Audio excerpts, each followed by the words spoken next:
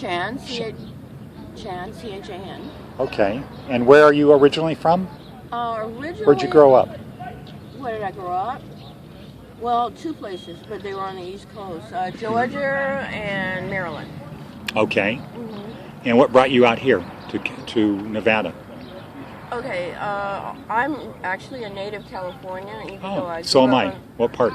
well, I was born in French Camp, which is near Stockton. Yeah, okay. Right. Near Copperopolis? Yeah. Are you familiar with that? Not really. Okay. Auburn? Auburn? Auburn? Familiar with I've Auburn? heard You of must it. have moved when you were young. I did. Okay, so what I'm interested in is what is it really like here out on the streets? It can be pretty bad, actually.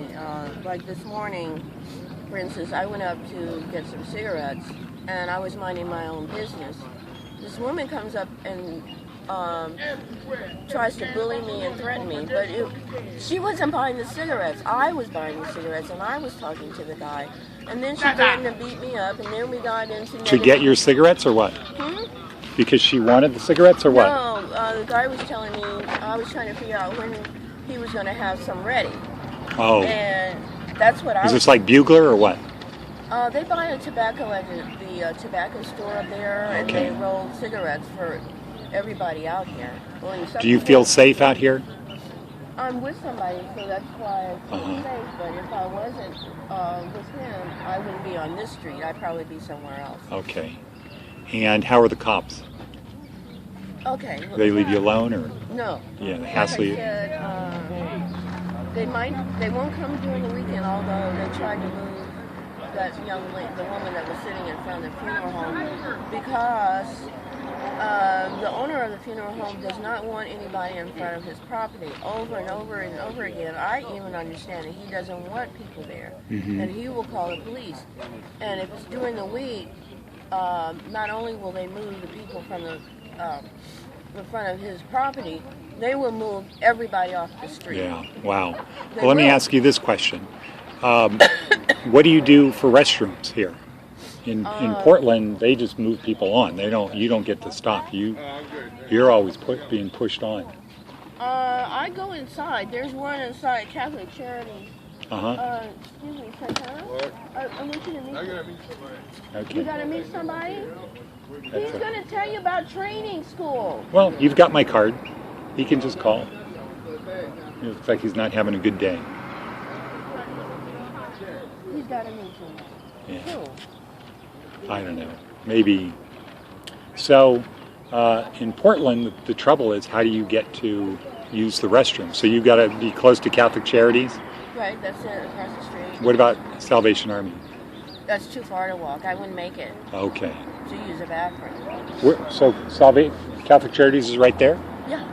See, Catholic Charities. Oh, yeah. Not that you can't read. Yeah. But during the week, okay. They open this gate at 8. This gate right here is open at 8 during the week. And you can go in that building right there, but they don't really like the homeless coming in there. But during the weekend, I just walk all the way down the sidewalk and into in there, and they have outside bathrooms. Okay. And what about shower? Only men stay there, so they don't get to shower until 7:30. Where do you get to shower? I have to go to Salvation Army or the Shade Tree, and I don't like either. So see, our school, we have a number of women that live at Shade Tree. Oh, really? Yeah. Okay. And we have half of our students are inmates at the prison down on Russell Road, Casa Grande. So they get to leave prison in the morning, come to school, and then they go back at night. What about Casa Grande? Casa Grande, that's the prison. In California? No, here on Russell, Russell Road near Valley View. Okay. Because there's a Casa Grande in the part of the valley that I moved here from. I see. So, how did you end up being homeless? How did I? I didn't like where I was living, so I left there. And I stayed in a couple of motels. That gets expensive. And then I met Santana, who has totally turned against me. And see what he did? I was trying to get him to talk to you. Mm-hmm. He runs off and says he has to meet somebody. So, Yeah. I don't know. Anyway, met him, and I wouldn't be out here if it wasn't for him, because he knows the street. I see.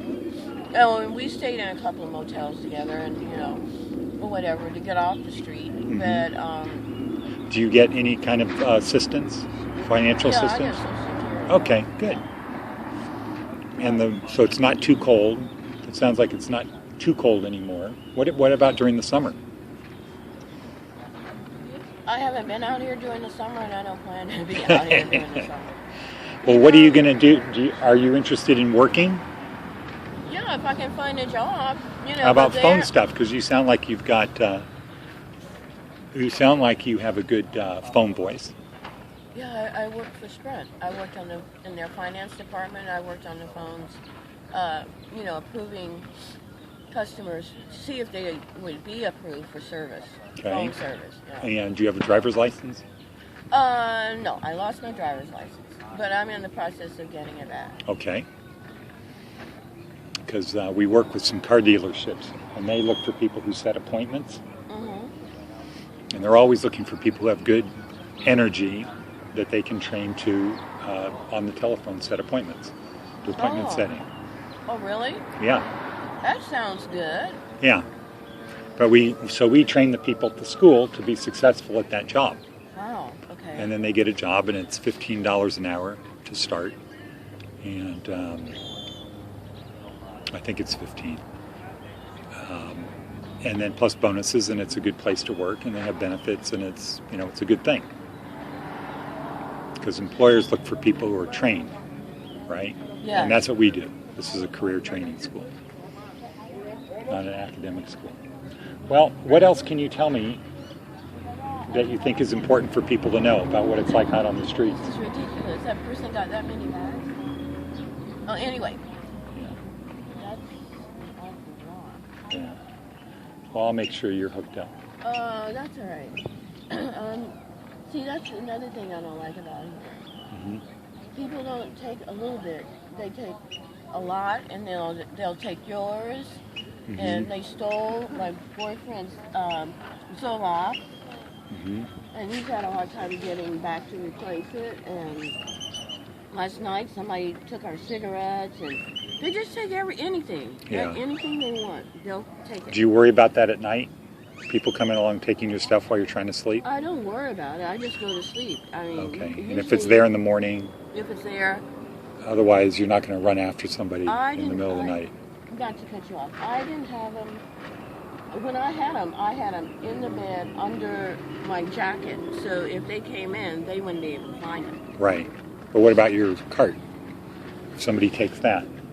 They won't take it. Okay. They might go through it, but they won't take it. I see. Okay. Well, good. But what were you asking me? Something else? Oh, well, it's just you worry about at night, or you feel safe? Excuse me. Now, only because I'm with him now, if we've been going through breakup, but if we decide to break up, I still will be out here, and I'll have to just take care of myself. That's all. That's the way I see it. So, in a sense, you're sort of dependent upon it Him? for safety. Yeah. For safety, but they could kick us both in the head, and in our sleep, we would know what happened. Do something hideous and dangerous, to us, and we would know what happened. Do you ever think about that? I do occasionally, but sometimes it's good to be around a lot of people, like on the street, and other times it's not. Got it. Because when you're around a lot of people, that's when stuff goes missing. I see. Yeah, that makes sense. Well, thank you very much for your time.